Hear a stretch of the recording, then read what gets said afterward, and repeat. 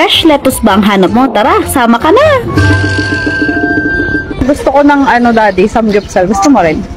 Oo naman. Tara. Let's go!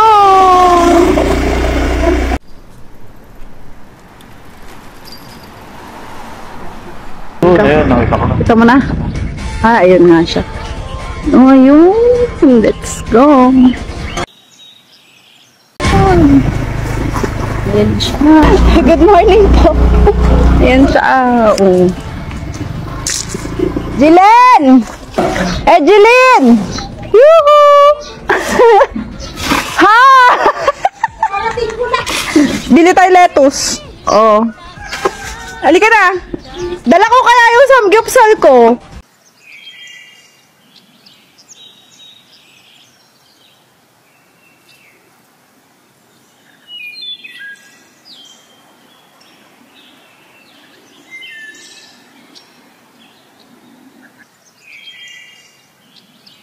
Kuya, pag ganito, pwede na to? Okay na, marami.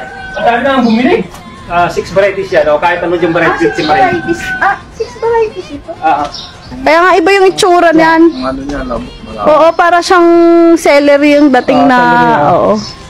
Isa dahil sa 2 kinds na ng purple soup, yung upright, saka yung isa palapad. At magkaiba pa pala tong dalawang purple na to. Yan. That's why there's a name on it. That's why, para makita kung ano talaga yung masarap. Dahil ito, OR siya.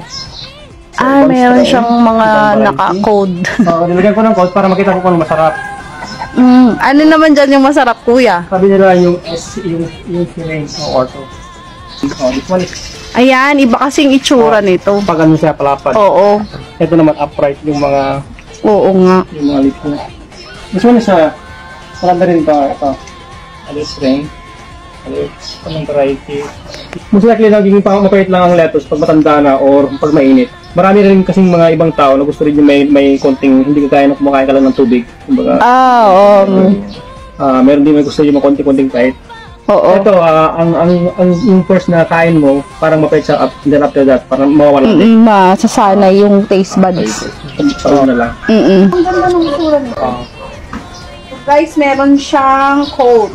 Ito walang code. Ito yan, Kasi parang, ilagay isa ba ito? Oo, mix. Ito, di ba? So, parang hindi siya pwede sa sambuksal ito. Parang pang-salad. Talaga yan yan. At yung pang-sambuksal ito, and then ito patabya. Ay, ito yung yan sinasabi ko. Sa burger, ayan ang ginagamit sa burger din. Ito yung... Or sa mga sabaw-sabaw. Yan. Parang ito yung malutong. Ito yung sakto lang. Yan. Ito yata yung... Crunchy, Kaya dito crunchy din. Ito yun. Ito yun, guys. Pero hindi pala siya masyadong puno ng tubig, no? Anything, parang filled lang siya. Oo. That's why, this one, NFT technique, kasi yung nutrients, parang lang siyang dumadaloy lang. Dumadaloy. Oo, naman ipis. Dati ko na ginagawa to. Dito rin ako nag-teach dati ng lettuce. Pero yung pinag-aaralan mo, kuya, agriculture yun? Good yan, Yung masteral mo sa agriculture? Sa PhD. PhD. Nagpasaral ako dito, lettuce din ang thesis ko. And now, mag-PhD ako. Ang thesis ko din, lettuce. Guys, pagka gusto nyo mag-PhD, dapat talaga mag-stick kayo sa isang project. Ito naman, kuya, ano to? Ito. Mga siblings yan, may ibang variety din. May strosa. So, dito mag-i-start. Merong, ito strosa to. Yes. Yan. May sunggari. Ibang klase. So, dito magsisimula. Yes, dito nagsisimula. Ito yung ganito. Dito ko sinusuliwan. Sinusulo yung mga seeds. Kapag lumalaki sila, pag lumaki na lang konti, nilipat ko din sa dito. table. Diyan. Ayan na sila pag nailipat. So, itong mga to, kuya, magiging ganun. Yes. May batches sila para yung supply, diretso. Kaya ayaw namin ma-overproduction. Oo. Kasi masasayang. So, unless na pag tumatanda, nagiging mapait. From Canada po pala si kuya. Ayan. Meron pa rin nakakapasok, even though nagpunta kami ng net, nakakapasok pa rin sila. So, pero hindi namin siya ini-spray. Ayan merong kuya. Hindi namin ini-spray. Killer pest. Yeah. Meron din akong killer pest dito pang gabi. So, nilalagay ko din yan sa gabi. Para yung mga moth. Most likely, ang pinapatay nito yung mga moth kasi na-attract sila sa blue light. Oo. Kung nakikita nyo, may mga mamot dito. Moth is gamo-gamo. Insect. Wala Ayan, kang oh, yun, nakita nyo, lumipad siya. Kumbaga, hindi siya yung big deal. Oh. Proof Pag na nakasila ano. ng crops mo. Ayan siya, oh. Hindi na siya madami. Wala Kung talagang hindi siya pesticide talaga. to, guys. Kasi meron tayong proof na meron at meron pa din insect. Pero minimal lang. Oh, yung mga insect trap ito. Yellow stick Yan. yung tawag Oh. namin So dyan. guys, ito yung pang-salad. Ganyan yung dahon niya. Saan nilagyan ng code? Ito yung code. Ayan. Sobrang organized po. So ito guys is 6 na variety to. Ikaw ay Benedict. Oh. Tapos ayun si Kuya. Ayan. Yeah, maraming variety para matikman natin lahat. Para at least Yes. tutukan natin lahat ng tayo maninibago. Yes. Hindi lang yung isang variety na nalalasahan natin. Maraming kinds. Ang amazing guys kasi dito lang to sa San Manuel. District 1 San Manuel, Isabela. So, kung gusto nyo pong bumili, ganito is 50 pesos. O di ba sulit na sulit ko ilang salad na to. Ayun. Iuwi mo siyang ganon. Para at least kung kakainin mo lang yung 10 na leaves, pwede mong kainin Pwede bukas. Pwede mong kainin Ibabad bukas. mo lang. Hindi, kahit lagyan mo lang ng konting tubig sa baba. O Pan yun. siya, so even na week na nakastay sa bahay mo. Sobrang fresh. Hindi siya malalanta. For 1 week.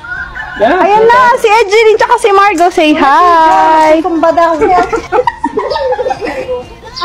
Ito na yung sa akin. Daddy, ikaw, saan sa'yo? Oh, yan na sa'yo. Oh.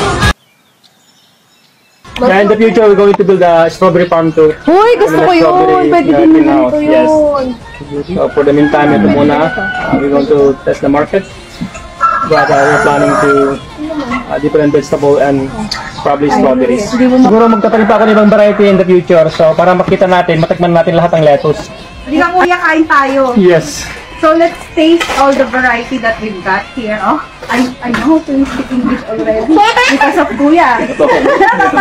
We've got kimchi from Harriet. Meron ako pipino. Oh, di ba kuya ready? We've got the barbecue and the egg. Let's eat! Hugasan natin mga bugasan. Tabi? Parang. So, dapat pala sana natin ano. Matamis siya. Ito yung kimchi ni Harriet Bautista. Taga dyan lang din to sa District 3. Bango ha, sa baba. Yan! Samji. Man ko nga ta. Ano bang gusto mo dyan, Margo? Yeah, eccentric, parang ganun din. Pag kinain mo siya, may konting bitterness. Pag tumagal na, nawawala. Sarap. Ito kuya? Eccentric ang ng variety Pang na yan. salad yan. Yes. Masarap din to. Ito naman, kailangan mo lagyan ng dressing. Masarap din lagyan ng dressing yan. Direct from the farm to the table. Sarap pag-press. Yeah, pag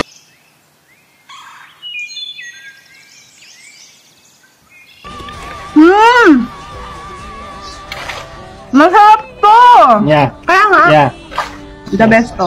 So at least nasubukan nyo na yung 4 na variety. Kuya, may soft drinks kayo? Sandali, nakabutan ko pala. Hindi, joke lang! Oh, ang dami lettuce.